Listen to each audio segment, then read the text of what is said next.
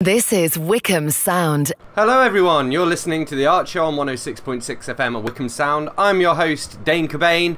This is the show where we talk about the local art scene, we cover events where we can, try to sort of showcase local artists, poets, musicians, that sort of thing.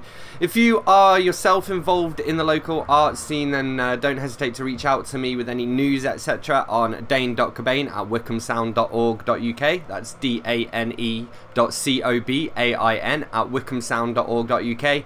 We also have a Facebook page, so you can just search for The Art Show Wycombe Sound and you should be able to find us. As always, we're going to be joined by a guest. So this week's guest is going to be Jason White. He's a horror author.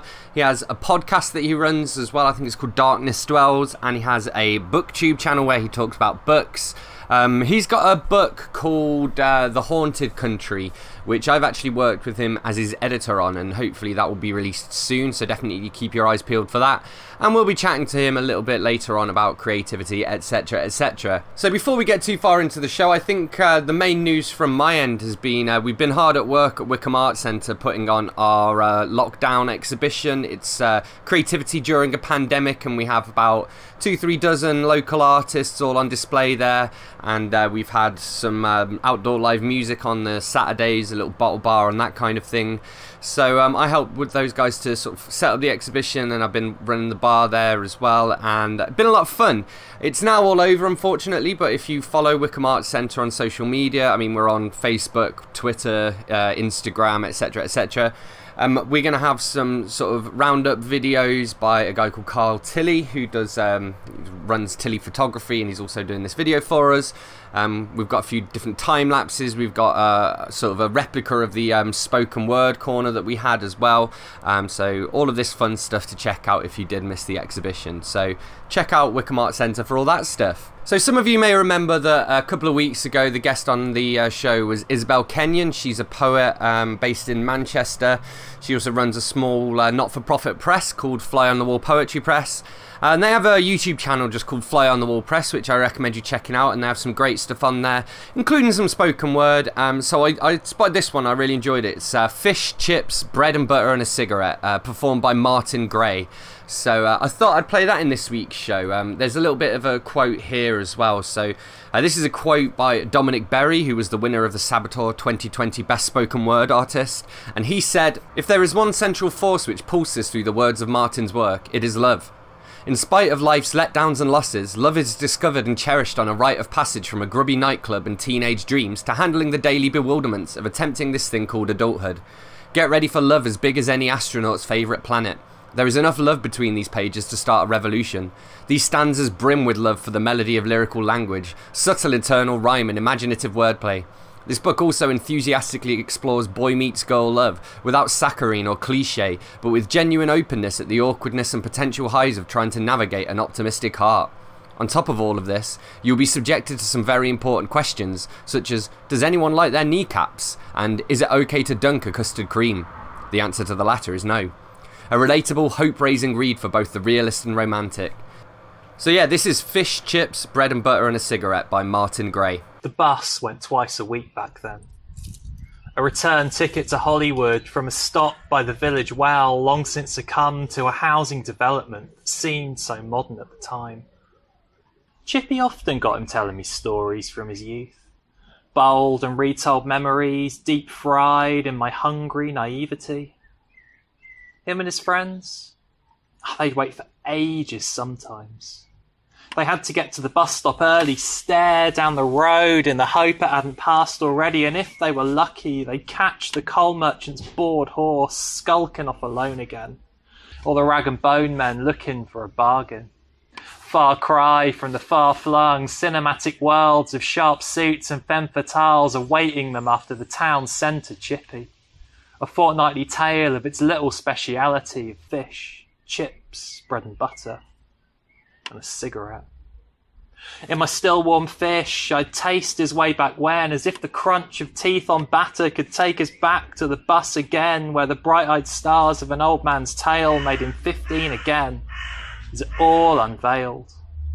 Him, his friends, and I, Oh, we'd munch away on sustenance served in yesterday's smudged out headlines. He'd be as black and white and mid-Atlantic spoken as the movies he saw in between the removable letters above the foyer door and the black dots flashing every 15 minutes to change the reel once more.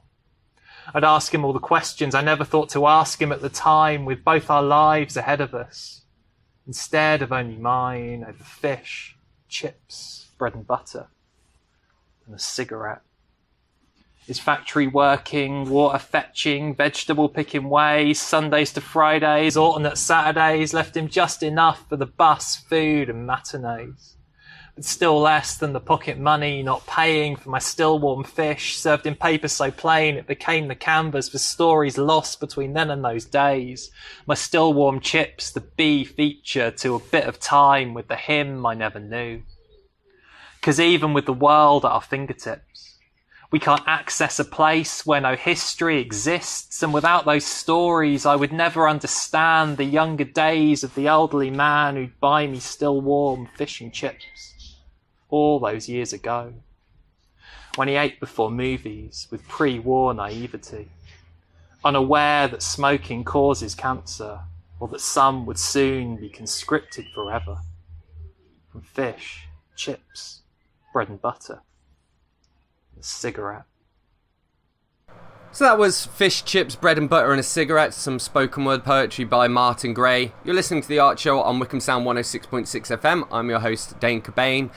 I want to talk to you quickly about a project one of my friends has got going. So this is Cheryl Wheatley, and I saw she posted on Facebook she's making her own High Wycombe version of Monopoly, with stops including like the Bellevue and the Wycombe Swan.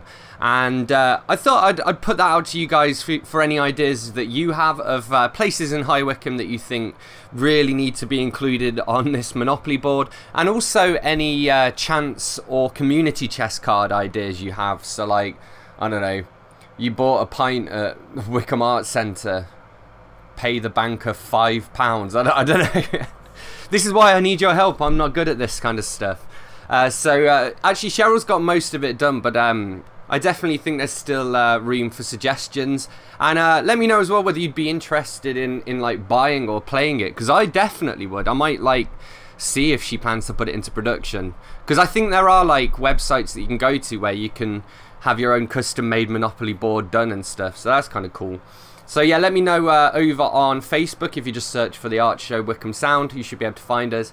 And you can also email me here at the studio on dane.cobain@wycombesound.org.uk. That's dane.cobain. So we're going to have a little bit of local music. So this is by my mate Dave, and this is Steam Powered Aeroplane. We played one of it was their version of I'll Fly Away that they did an a cappella version of on their allotment. This isn't a cappella, but it is still on their allotment. Steam Powered Aeroplane by my mate Dave. Okay. 2, 3, 4.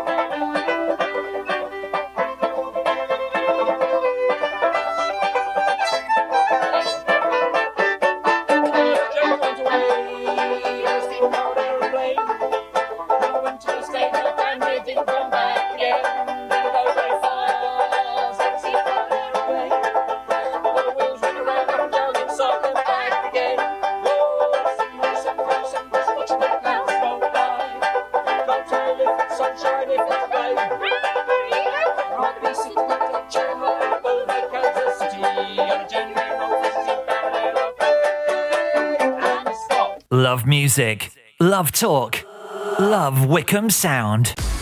Whatever career you're interested in, from film, music and the arts, to hair and beauty, construction, sports or healthcare, with Bucks College Group, you get more than a professional qualification, you get the Bucks College Factor.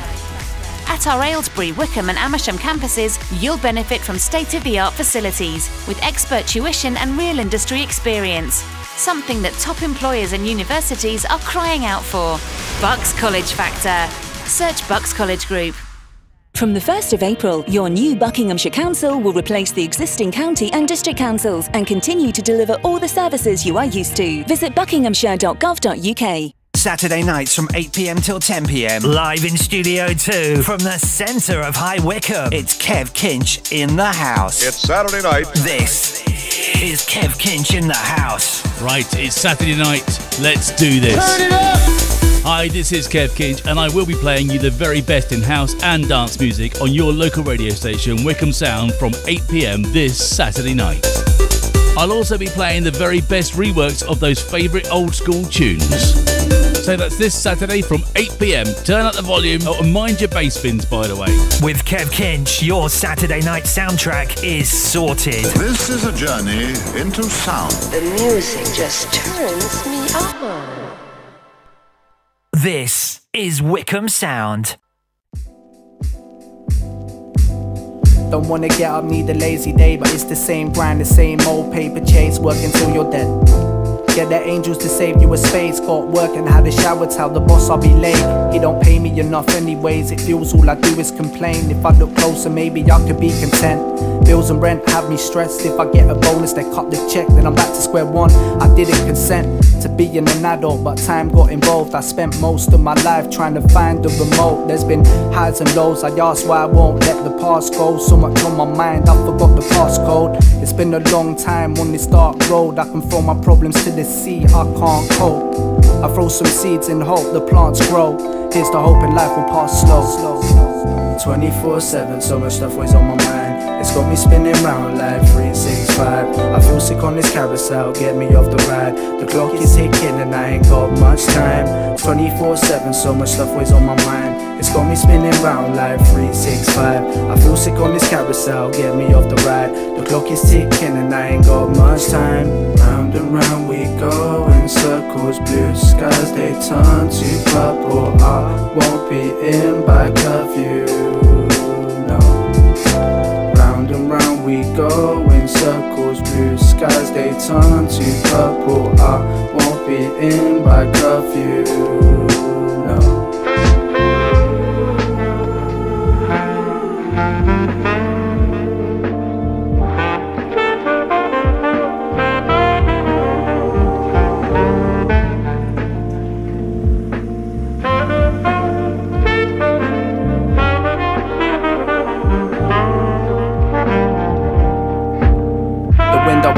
Seems to be misty, rubbing my fingers together to get some heat. The sense of chills run down my spine. These times I'm weak, I put my coat on and take a walk outside. Past the shops, I hope the sunny sky is broad. Hoping we can sort our money issues, we can fly abroad. We have sights on the shore, the lights that are pure. I dim the lights cause another day is gone, but the clock keeps ticking. The same alarm clock will ring and I'll be greeted with hey dad. Then it all makes sense, life ain't that bad.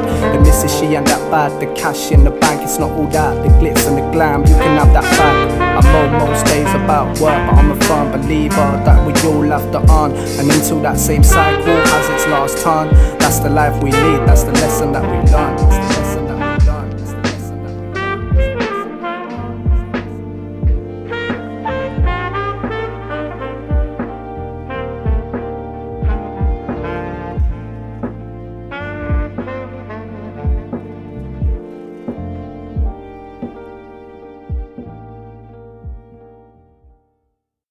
This is Wycombe Sound. You're listening to The Art Show on Wycombe Sound. That was Afterthoughts by Morel. Before that we had Steam Powered Aeroplane by my mate Dave. I'm your host Dane Cobain and I'm joined by this week's guest who is horror author Jason White. So over to Jason. So the first question, which is the one I ask everyone, is what was the last book that you read and what did you think of it? The last book that I read was a book called Diving into the Wreck by Christine Catherine Rush. and it's this weird kind of science fiction book regarding interdimensional weaponry, and it was pretty fascinating. I enjoyed it a fair amount. It wasn't as good as I thought it could have been, but overall, I really sort of enjoyed the journey. The structure of the novel itself was kind of strange, because the way Catherine Rush sort of organized it, she released it. She wrote it in a way that she could split it up into novellas and sell it that way as well. And that's actually how I came to read that book. Was I read the first novella, and then I went and reread that along with the first novel, because they're one and the same basically. And it was just an interesting way to, I think, approach marketing and introducing, because that's how I found the book, was through that novella. Yeah. That was basically the first third of the actual novel. Well, yeah, and then obviously you can, release the novella for free or whatever as well, and it's a nice little sort of easy lead-in as well to pick up. And, that's what I do quite often with some of the more intimidating authors. If they've got a shorter work, I'll try and start with that one first as like a sampler, I suppose. Yeah, for sure. And another interesting thing, this is just book one of, I think, 10 books, maybe 9. And I don't know if she chopped them all up into novellas as well, but you could definitely read a lot of novellas that way if that's what you prefer. Yeah, cool. And so where did you come across that book? Were you reading that for anything in particular? Because I know you do a lot of readathons and buddy reads and that sort of thing as well.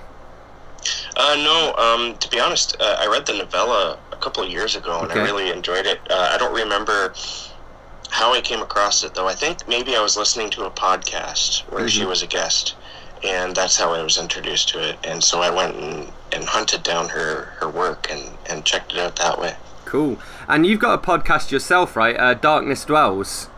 Yes. So actually, we're on hiatus right now because of timing issues. Yes, yeah.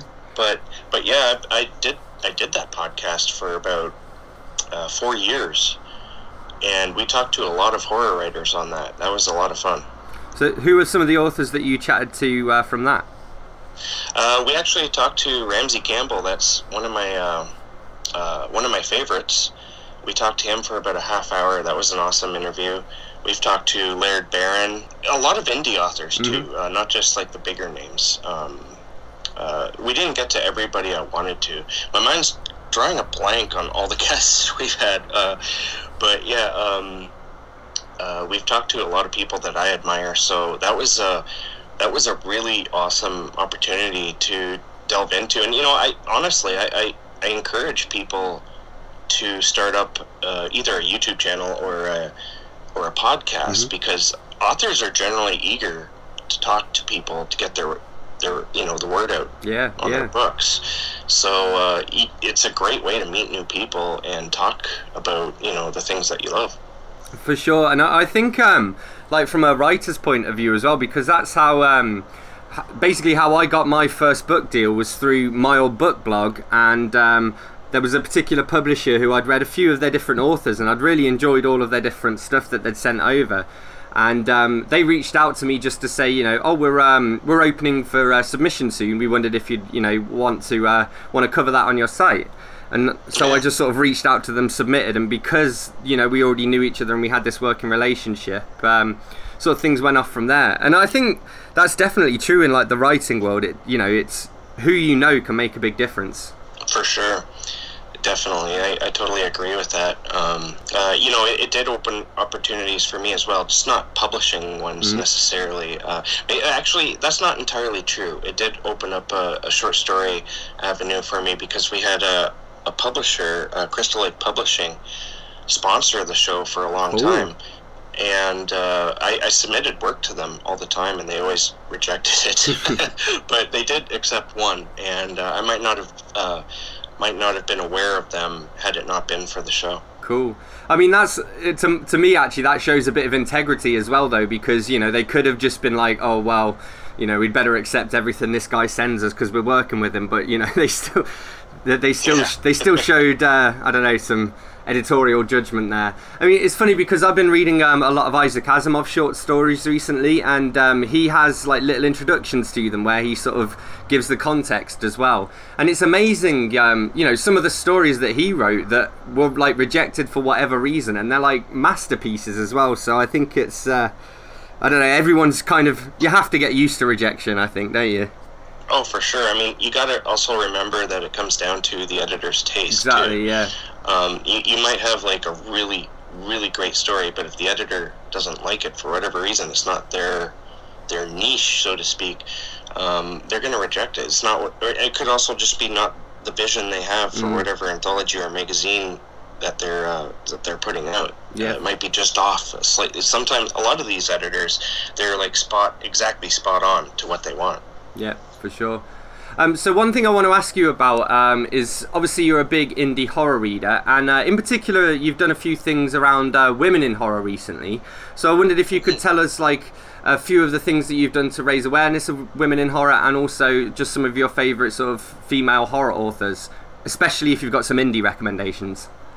Well, yeah, certainly. I love women writers, and you know, it kind of annoys me when people, because science fiction and horror, I think, are the worst ones, where people say that women don't have a valid voice within those genres. And that's one reason why I've decided to, you know, sort of champion women writers, because it's sad, but they sort of need an ally, I guess you could say. And so what I do is I had, with the Darkness Dwells podcast, I've had, there's a blog on there too, and I did like top 10 lists of horror women writers that I recommend, and also on my YouTube channel, Jason's Weird Reads, I've done similar.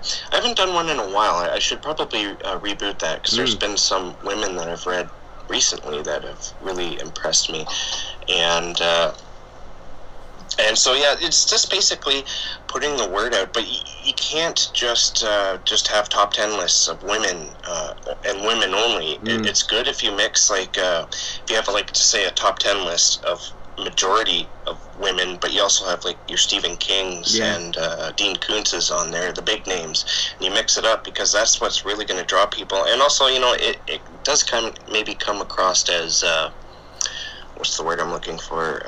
Condescending.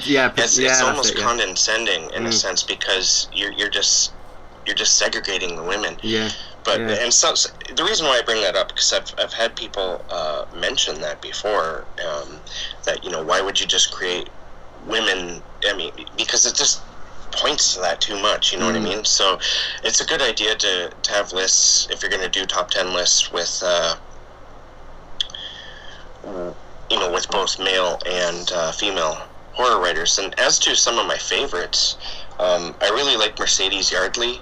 She writes these whimsical stories that are just heartbreaking, and yet you can't help but envision them, at least my brain, as like almost cartoonish in a sense, but I don't mean that as an insult by any way. I'm talking like Tim Burton type of oh, cool, yeah, that type of feel about them. I also love Gwendolyn Keist. She did The Rest Maidens, and she has a collection of short stories out there. She just recently came out with another collection of short stories, I think. I haven't gotten it to you yet, but it's fascinating. I absolutely love her work as well. Cool.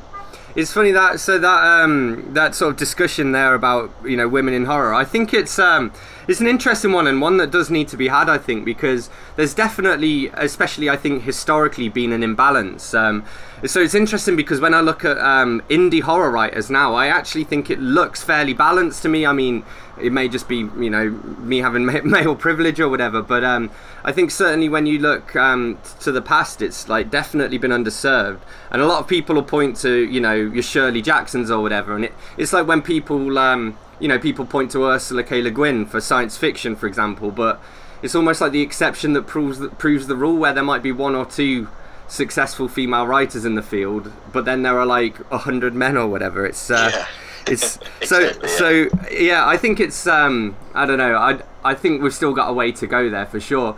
But also again, talking about sort of the indie community. I mean, we're both going to be in Local Haunts, and that's by Regina, right? And I think she's got a story in it as well, but she's editing it too. Do you want to have a little chat about Local Haunts? I'd love to know what your story is in there as well. Yeah, sure. My story is called Darkness Descends, and it's a Lovecraftian kind of tale, but a small town. It has like its own Boo Radley type character, the old man that nobody really wants to associate with because he's kind of a freak, and it turns out, unlike Boo Radley, that this guy is he is creepy. Yeah. Like, there's a reason why people fear him. Yeah. And these two kids want to know exactly what it is, and so they break into his house one night, and whether they make it out or not, I guess you're just gonna have to read and see. Amazing. For the people listening at home, Local Haunts, the idea behind that is it's a short story collection where the authors sort of write about their local area, I suppose, in a horror genre. But that's quite similar to what you've done with The Haunted Country as well. Did you deliberately set out to, I guess, get that sense of place in the novel that you wrote? No, honestly, when I started writing that, it was meant mainly to be a zombie story, because honestly, I'm a huge fan of Romero, those old films. Like, I'm absolutely huge on that. It was like, basically, when I was a teenager, it wasn't all I watched, but I watched that kind of stuff a lot, and I was hooked on it. And so when I decided to write my own zombie story, that was the premise. And then the second part of the premise was I wanted to challenge Darwin's theory of survival of the fittest, and I wanted to put the weakest characters I could possibly find and have them pit them against a zombie apocalypse. And so therefore you have Charlie and Cindy, who are Charlie's like a 15-year-old boy, and his little sister Cindy she's severely handicapped, and both mentally and physically, and I try to get them to survive, and then they end up in my hometown at the end of the novel, and that wasn't planned at all. It just kind of happened, because the story is them traveling around. It's pretty much a survival story, and they end up in my hometown of Angus, Ontario, Canada, and I thought that was kind of cool, because that's the really interesting thing about writing, is sometimes you just don't know where it's going to go. You know how it's going to end, but you don't know necessarily that it's going to end up in your own town. You know? You're listening to The Art Show on 106.6 FM, Wycombe Sound. My name is Dane Cobain. I'm here in conversation with Jason White, and we're going to have a quick music break here, so we're going to have a little bit more Vergult. We've played a few tracks off the new EP in the recent shows. This is Living with Amelie.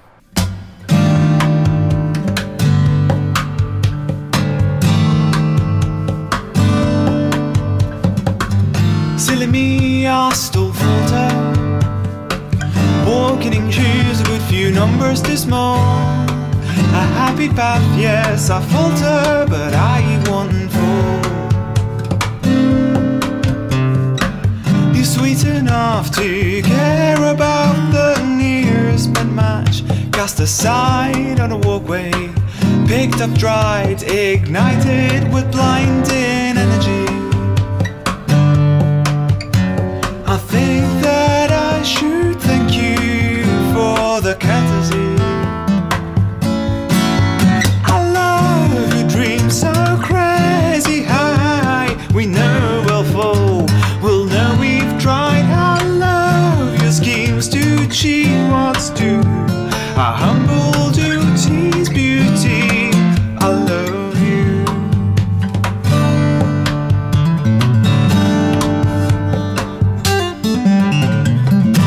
Foolish prism of emotion, you drove away the remorse, the regret, the resentment, the rage, the powerlessness, the neglect.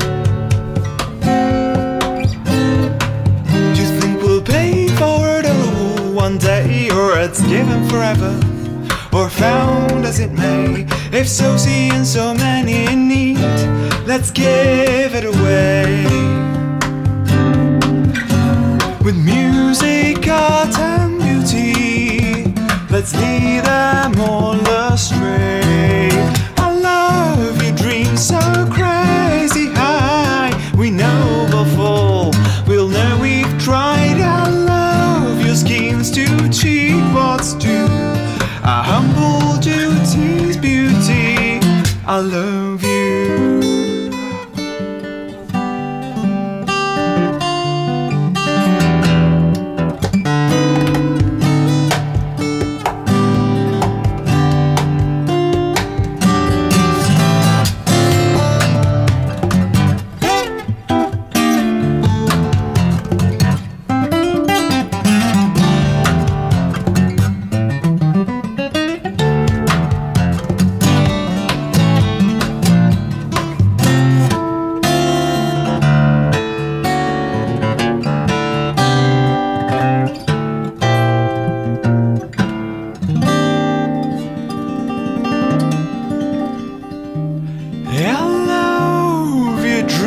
So crazy high.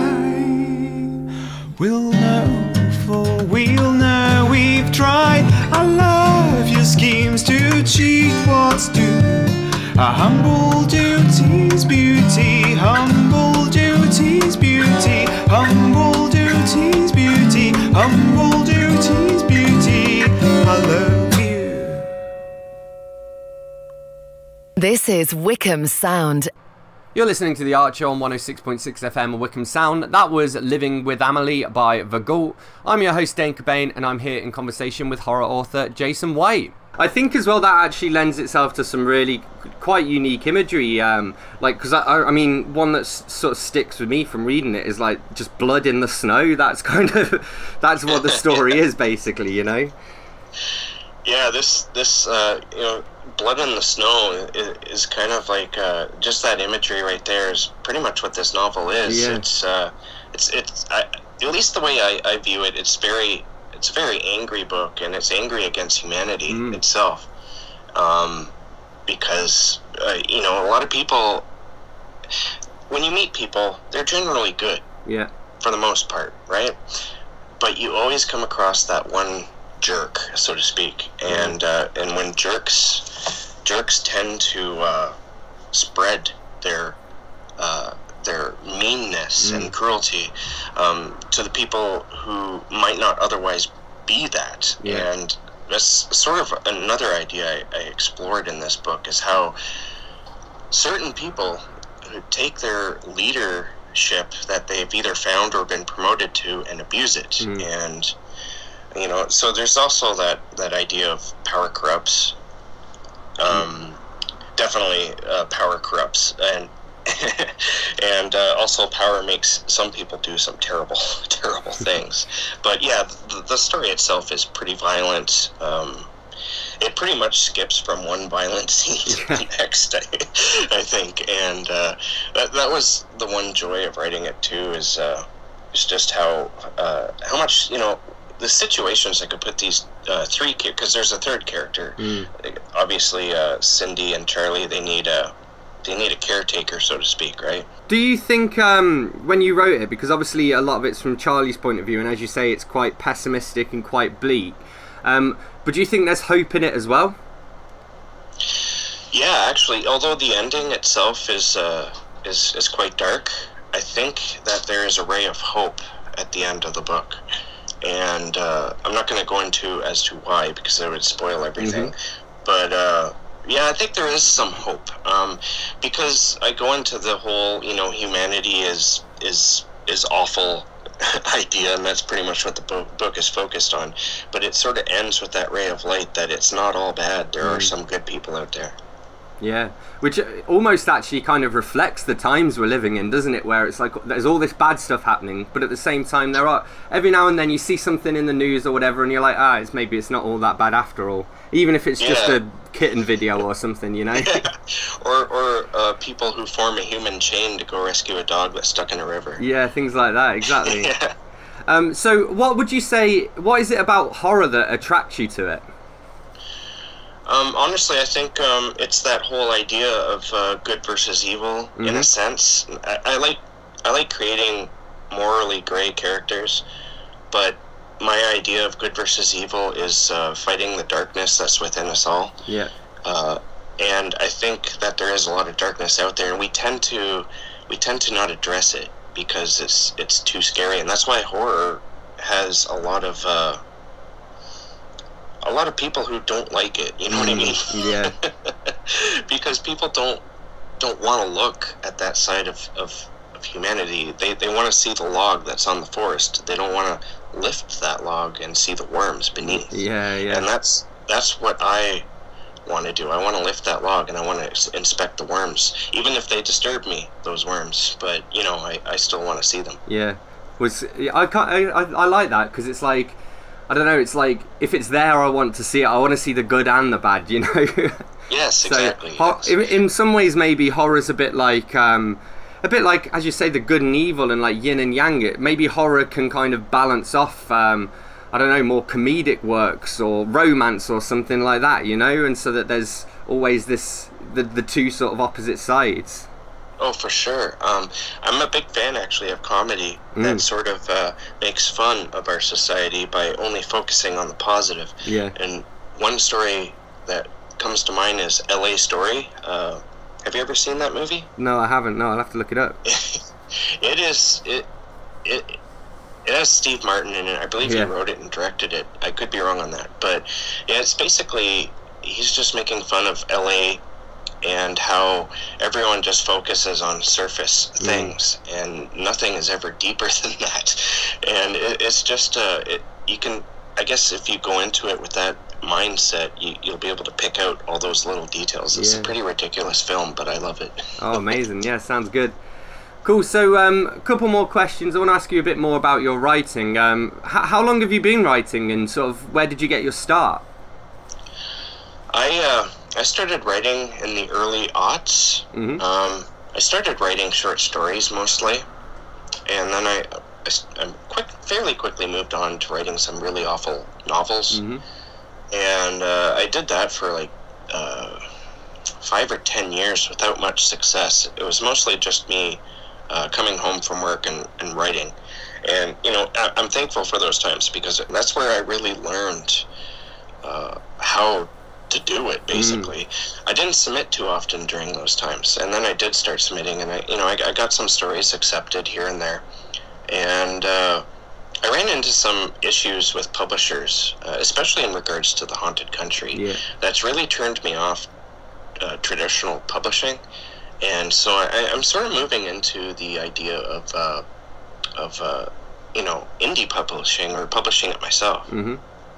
And that's pretty much up to speed. I've written like probably about 6 or 7 novels, and the haunted country would probably be around the 6th, and maybe the 5th, depending on how many there is, because there's been a couple since. Yeah, that's pretty much up to speed. Awesome. And how do you like balance it? Because obviously you've got your family as well, and you've got a job, and you've got your YouTube channel, you had your podcast as well. So how do you find the time to write?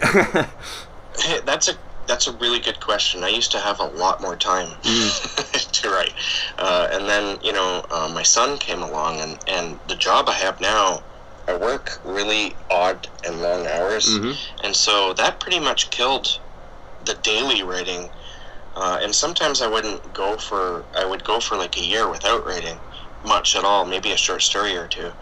And now I'm finally, I think, hopefully, knock on wood, that I'm finally finding a new rhythm. And actually, you talked to Charlie Heathcote recently, and I know he likes to handwrite his novels. One of the issues I ran into was a lack of confidence when I approach the first draft. I'd always come to this point where I feel that what I'm writing is awful, and I stop. And I stop because I think it's awful.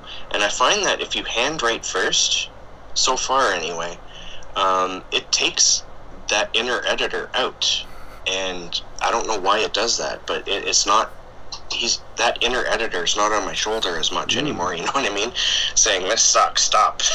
That's really interesting. I wouldn't, do you think it's because obviously when you're on a computer, you can change, you can go back and change it, whereas if it's handwritten, it's a lot more of a pain to add scenes and rewrite and stuff? Yes, I think that's exactly it. Because you can't hit that backspace button, and you can't retype it, and so what's there is there, and you sort of make these that inner editor is still there, but he's making a list instead, and he's like, okay, we got to change this and this and that when we get to transcribing it onto the computer.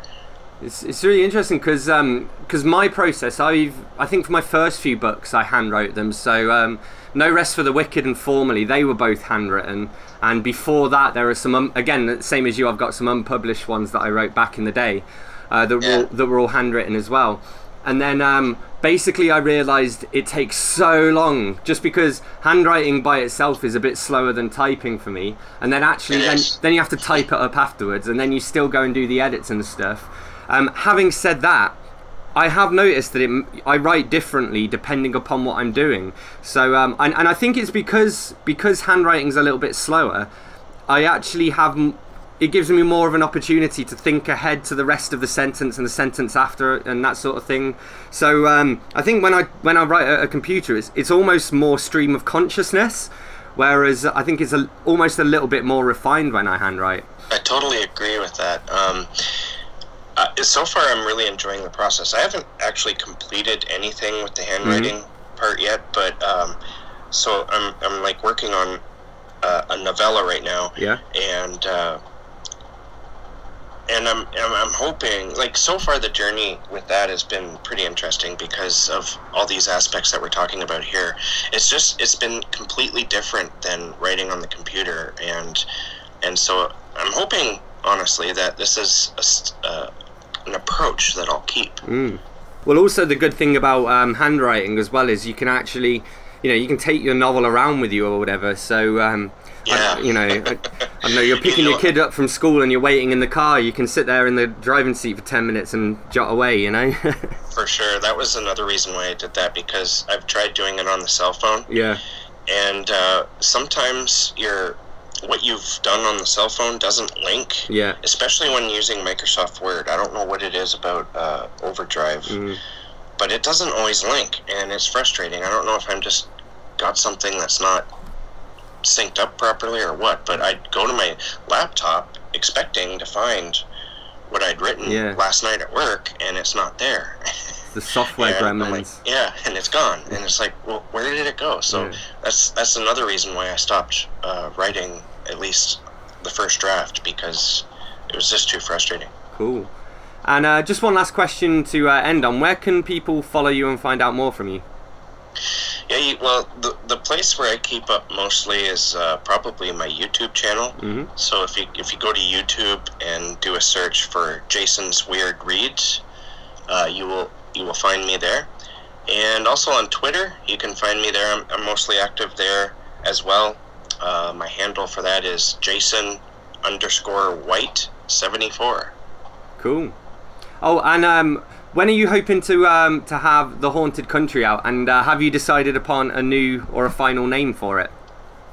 I have not decided on the new name for it yet, because it is a relaunch. But I'm hoping, and I can't guarantee this just yet, but I'm hoping for a Halloween release. Cool.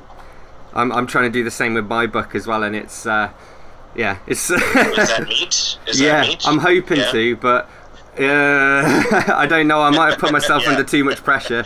We might be looking at Christmas. Oh yeah. I know exactly what you mean. Real life is just, it gets in the way too much. Exactly. Yeah. Thank you very much, Jason White, for joining me. You're listening to The Art Show on Wycombe Sound 106.6 FM, and this is Black and Blue by Esther Hayes.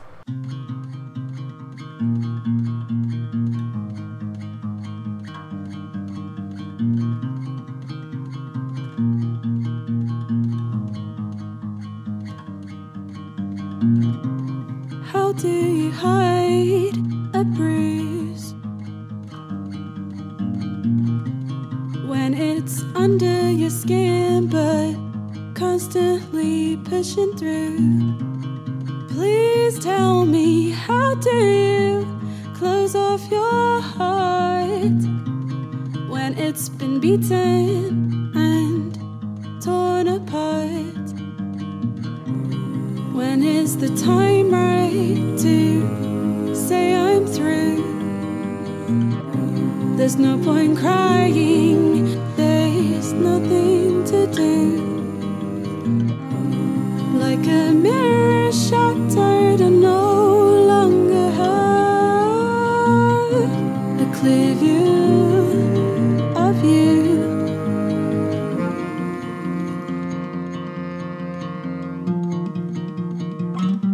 And I am always turning, and I am always turning, black and blue, black and blue. I'll say it louder, I'll say it louder. It's all thanks to you. It's all thanks to you. It's alright, darling, now I see the truth. The thoughts you've been hiding, the fear of wasted youth.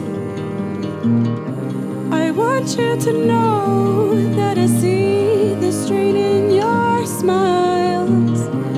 'Cause you know this town was never ours. Isn't it funny how these things go? They're watching our cities die from miles below. You cut all of your ties to try to keep a hold. But honey, did you forget about me? How do you hide a bruise? I'm not the one who will lose. How do you hide a bruise? I'm not the one who'll turn black and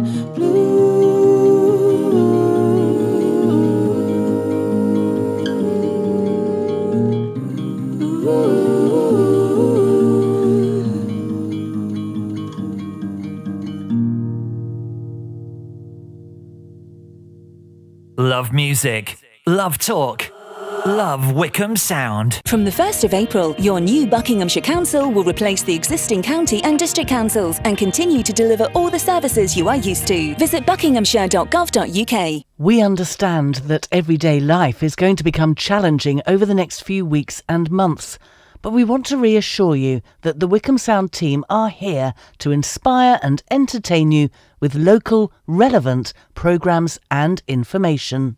We followed government advice and set our team up to work remotely. We have taken all the steps we can to keep our team safe so we can be here for you. Local businesses. Perhaps you have closed temporarily or have found a new and innovative way of working. If you want to reach customers with your message, get in touch with us today. We can get through this if we all pull together. Please stay at home, stay tuned to Wycombe Sound for the latest information, and do get in touch with us to let us know how you're doing, if you'd like a song played, or just want us to say hello to you. This is Wycombe Sound. That was Black and Blue by Esther Hayes. You're listening to The Art Show on 106.6 FM at Wycombe Sound, and we've reached that part of the show where I share a few little shout outs and recommendations to keep it going. So each week I recommend a movie or TV show, an album, and a book for you guys to check out. So this week's book recommendation is The Bicentennial Man by Isaac Asimov. Asimov is an iconic science fiction author. He's the creator of the 3 laws of robotics. In fact, I'll read those out to you now. Okay, the 3 laws of robotics. 1. A robot may not injure a human being or, through inaction, allow a human being to come to harm. 2. A robot must obey the orders given it by human beings except where such orders would conflict with the first law. 3. A robot must protect its own existence as long as such protection does not conflict with the first or second law. So what's really cool about these laws as well is that Asimov created them, and then with his robot stories, he then kind of investigates how they can be broken. One of his most famous works is I, Robot. It's nothing like the movie really, other than that they both use the 3 laws of robotics. The book of I, Robot is actually a collection of short stories, quite prominently featuring Dr. Susan Calvin, who's like one of his recurring characters. She's actually mentioned in this a little bit as well. She's like the leading roboticist really. But yeah, Bicentennial Man, it's a collection of short stories, and there's obviously the title story of it is Bicentennial Man. There's a movie been created of that, and it's basically about a robot that lives for 200 years, hence Bicentennial.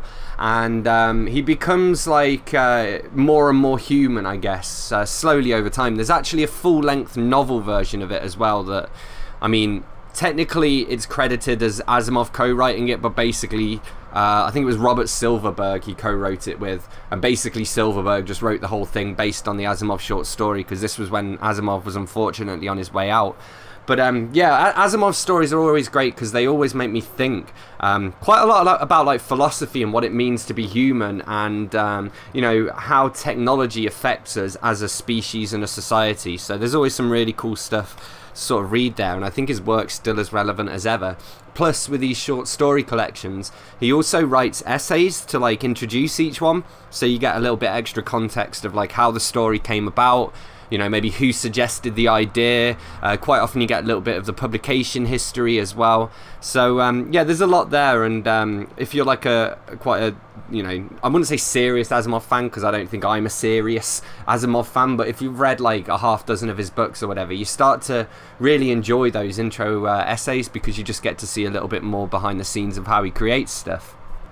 For this week's album, I'm going to recommend Dub Side of the Moon by Easy Star All Stars. So these are like, well, Dub Side of the Moon is the clue there. It's Dark Side of the Moon by Pink Floyd, except they're like a dub/reggae band. And they've basically reinterpreted the whole Dark Side of the Moon album to give it this really like fluent reggae sound, to the point at which it sounds almost as though it was written to be a reggae album. You know, it's really impressive, I think, what they've done with it. So definitely check that out on YouTube or whatever if you can, even if you just take one song from Dark Side of the Moon that you like and check out their rendition of it, because it's really just really cool stuff. I can't stress that enough, and I'd love to go and see them live. I actually almost did in Oxford, but then a global pandemic happened, so yeah, didn't go. And for this week's TV show, I'm going to go ahead and shout out Red Dwarf. I mean, it's a cool classic, and so a lot of people already sort of know and love Red Dwarf. I think the first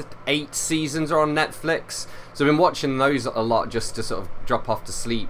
I used to love Red Dwarf when I was a kid, but recently I've seen there's a new, I think, Series 13 coming out. I'm fairly sure it's basically a movie. I don't know all the details. It may have already been out, I'm not too sure, but either way, I'm looking forward to seeing it at some point soon. So yeah, check out Red Dwarf if you haven't already. It's like a sci-fi comedy. Dave Lister is the last human being alive 3 million years from Earth, and he has some strange crewmates. So he's got a robot called Crichton, hologram of his dead bunkmate Arnold Rimmer, creature evolved from the ship's cat, and the computer as well, Holly. So yeah, definitely check that out. So that pretty much brings us to the end of this week's show. As always, if you're involved in the local art scene, please don't hesitate to get in touch with me with any news, etc. you might have. You can email me on dane.cobain@wycombesound.org.uk. That's dane.cobain@wycombesound.org.uk.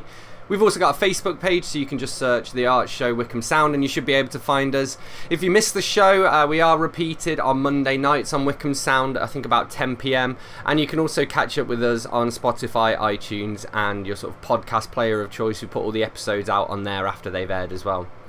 So, we're pretty much at the end of this week's show. I just want to leave you with a little bit of music. So, this is Brandon Acker. He's a YouTuber I watch who sort of specialises in making musical instrument videos.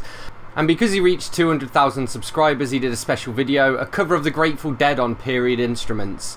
So, it's got Martin Davids on violins and as the arranger, Jerry Fuller playing Colascione, and Brandon Acker playing Baroque guitar. Let's check it out. See you next week.